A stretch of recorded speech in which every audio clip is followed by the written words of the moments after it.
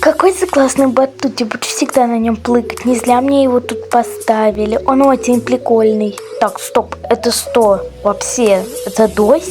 100? Скорее нужно писать к маме. Мама, у нас там на улице дождик сильный. Ну и что? Он тебе, в принципе, ничего не мешает. Но почему не мешает? Он не мешает на батуте, во-первых, плыкать. И мне будет скучно без батута.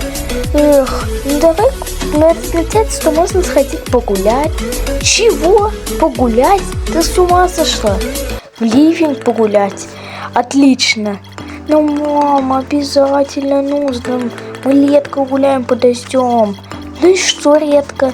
Зато, не заболеем. Так что давай без всякого вот этого.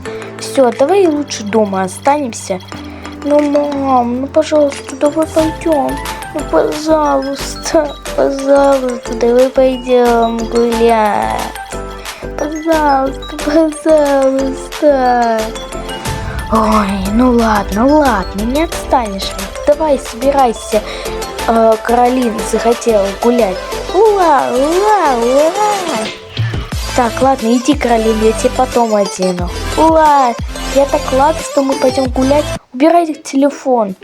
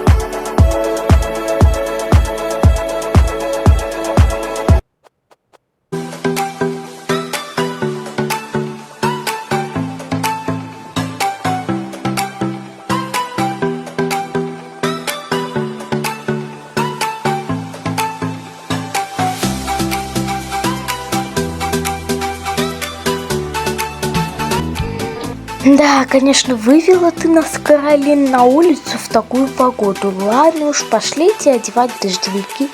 А можно я без дождевика пойду? Я можно в куртке и вот этом капюшоне акуленка.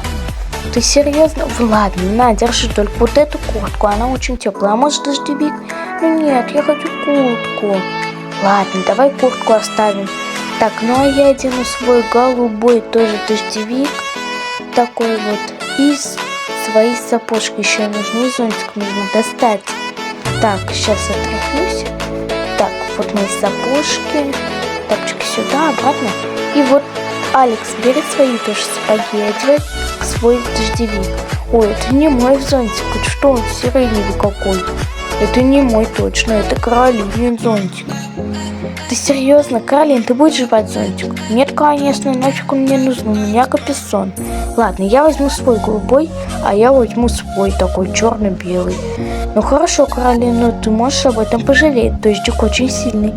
Ну если, у меня есть капюшон, акуленка, вообще. Так что ладно, когда пошлите, скорее уже на улицу. Ну да, я согласна с мамой.